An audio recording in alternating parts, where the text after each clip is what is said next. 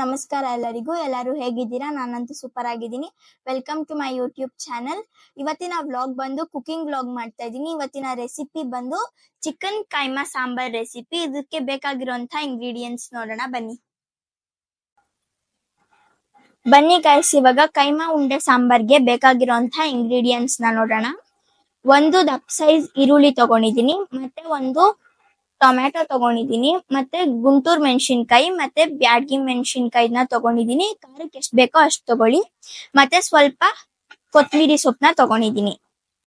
ಇವಾಗ ನೆಕ್ಸ್ಟ್ ಒಂದು ಸ್ವಲ್ಪ ಚಕ್ಕೆ, ಲವಂಗ, ಮತ್ತೆ ಇಲ್ಲಿ ಒಂದು ಸ್ವಲ್ಪ ಏಲಕ್ಕಿ, ಮತ್ತೆ ಒಂದು ಏಲಕ್ಕಿ, ಮತ್ತೆ ಕಾಳು ಮೆಣಸು, ಮತ್ತೆ ಸ್ವಲ್ಪ ಗಸಗಸೆ, 1 ಇಂಚು ಶುಂಠಿನ ಕಟ್ ಮಾಡಿ ಇಟ್ಕೊಂಡಿದ್ದೀನಿ, 2 ದಪ್ಪ ಸೈಜು ಬೆಳ್ಳುಳ್ಳಿನ ಬಿಡಿಸಿ ಇಟ್ಕೊಂಡಿದ್ದೀನಿ, 1.5 ಸ್ಪೂನ್ ಧನಿಯಾ ಪೌಡರ್ ತಗೊಂಡಿದ್ದೀನಿ, 1 ಬಟ್ಲು ತೆಂಗಿನಕಾಯಿನ ಕಟ್ ಮಾಡಿ ಇಟ್ಕೊಂಡಿದ್ದೀನಿ. ಎಸ್ ಗೈಸ್, ಇವಾಗ ಇದನ್ನ ಕೈಮಾ ಉಂಡೆಗೆ ಬೇಕಾಗಿರೋಂಥ ಐಟಮ್ಸ್ ನೋಡೋಣ.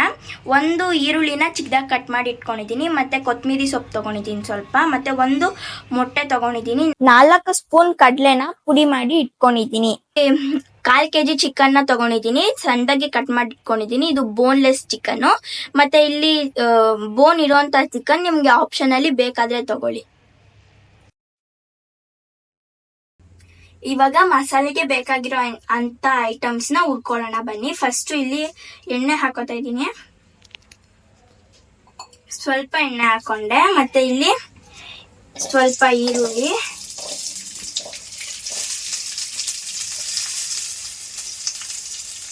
ಎಲ್ಲಾನು ಒಟ್ಟಿಗೆ ಹಾಕೋತಾ ಇದ್ದೀನಿ.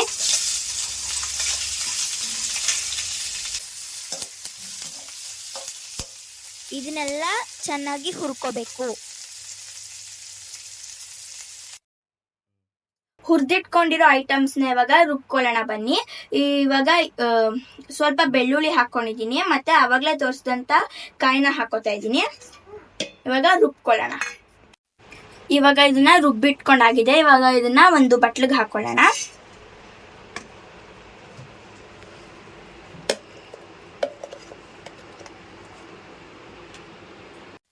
ರುಬ್ಬಿಟ್ಕೊಂಡಿರೋಂತಹ ಮಸಾಲೆನಲ್ಲೇ ಒಂದು 4 ಸ್ಪೂನ್ ಇಟ್ಕೊಂಡಿದ್ದೀನಿ ಅದೇ ಜಾರ್ನಲ್ಲಿ. ಇವಾಗ ಕೈಮಾ ಉಂಡೆ ಮಾಡ್ಕೊಳ್ಳೋಣ. ಫಸ್ಟ್ ಈರುಳ್ಳಿ ಹಾಕೋತಾ ಇದ್ದೀನಿ,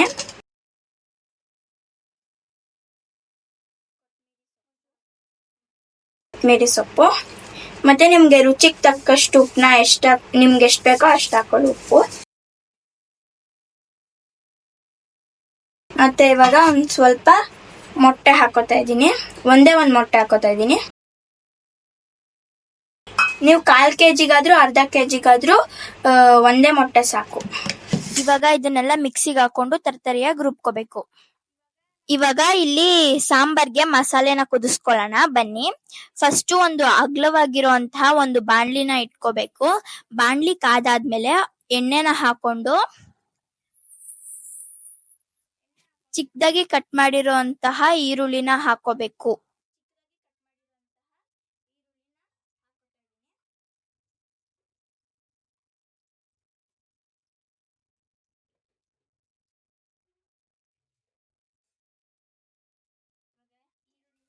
ಇವಾಗ ಗೋಲ್ಡನ್ ಬ್ರೌನ್ ಬರೋವರೆಗೂ ಈರುಳ್ಳಿನ ಫ್ರೈ ಮಾಡ್ಕೋಬೇಕು.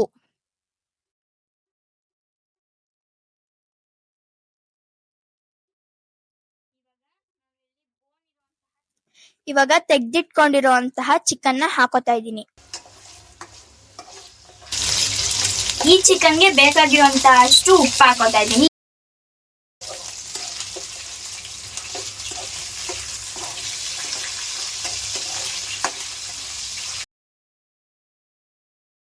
ಚಿಕನ್ ಎಲ್ಲ ಹುರಿದಾದ್ಮೇಲೆ ಮಸಾಲೆ ಹಾಕೊಂಡು ನಿಮ್ಗೆ ಸಾಂಬಾರ್ಗೆ ಎಷ್ಟು ಕ್ವಾಂಟಿಟಿ ಬೇಕೋ ಅಷ್ಟು ಕ್ವಾಂಟಿಟಿ ಅಷ್ಟು ನೀರು ಹಾಕೊಳ್ಳಿ.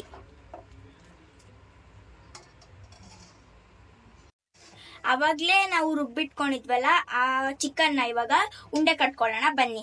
ಇವಾಗ ಇದು ಉಂಡೆ ಕಟ್ಟಕ್ ಬರ್ಲಿಲ್ಲ ಅಂದ್ರೆ 1-2 ಸ್ಪೂನು ಕಡಲೆ ಹಿಟ್ಟು ಹಾಕೋಬೇಕು. ಕಡಲೆ ಪುಡಿ ಅವಾಗ್ಲೇ ತೋರಿಸಿದ್ನಲ್ಲ ಆ ಕಡಲೆ ಪುಡಿನ ಹಾಕೊಂಡು ಇವಾಗ ನೀಟಾಗಿ ಮಿಕ್ಸ್ ಮಾಡ್ಕೋಬೇಕು. ಇವಾಗ ಇದಕ್ಕೆ ಸ್ವಲ್ಪ ಕೊತ್ತಂಬರಿ ಸೊಪ್ಪು ಹಾಕೊಂಡು ನೀಟಾಗಿ ಮಿಕ್ಸ್ ಮಾಡ್ಕೋಬೇಕು. ಇವಾಗ ಇಲ್ಲಿ ಇಷ್ಟು ದಪ್ಪ ಉಂಡೆ ಕಟ್ಟಿ ಇಟ್ಕೊಂಡಿದೀನಿ. ಇವಾಗ ಬನ್ನಿ ಇದನ್ನ ಸಾಂಬಾರ್ಗೆ ಹಾಕೋಣ. ಇವಾಗ ಇಲ್ಲಿ ಸಾಂಬಾರ್ ಕುದೀತಾ ಇದೆ. ಇವಾಗ ಮಾಡಿಟ್ಕೊಂಡಿರೋಂಥ ಉಂಡೆನ ಹಾಕೋಣ. ಇವಾಗ ನೀಟಾಗಿ ಉಂಡೆನ ಹಾಕೋಬೇಕು.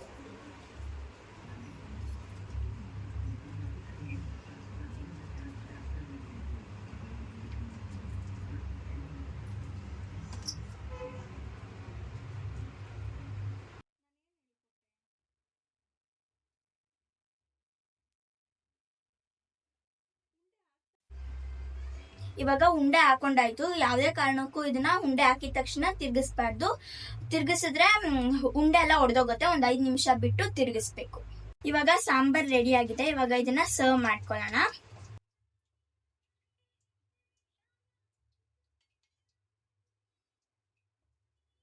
ಇವಾಗ ಇದನ್ನ ಸರ್ವ್ ಮಾಡಿ ಇಟ್ಕೊಂಡಿದೀನಿ. ಇದನ್ನ ಮುದ್ದೆ ಜೊತೆ ಅಥವಾ ಅನ್ನದ ಜೊತೆ ತಿನ್ನಕ್ಕೆ ಕಾಂಬಿನೇಷನ್ ಸೂಪರ್ ಆಗಿರುತ್ತೆ. ಈ ರೆಸಿಪಿ ಏನಾದ್ರೂ ನಿಮ್ಗೆ ಇಷ್ಟ ಆಗಿದ್ರೆ ಲೈಕ್ ಮಾಡಿ, ಶೇರ್ ಮಾಡಿ, ಕಮೆಂಟ್ ಮಾಡಿ, ಹಾಗೆ ಸಬ್ಸ್ಕ್ರೈಬ್ ಮಾಡಿ. ಪಕ್ಕದಲ್ಲಿರೋ ಬೆಲ್ ಐಕಾನ್ನ ಕ್ಲಿಕ್ ಮಾಡಿ. ನೆಕ್ಸ್ಟ್ ವಿಡಿಯೋದಲ್ಲಿ ಸಿಗ್ತೀನಿ. ಅಲ್ಲಿವರೆಗೂ ಬಾಯ್.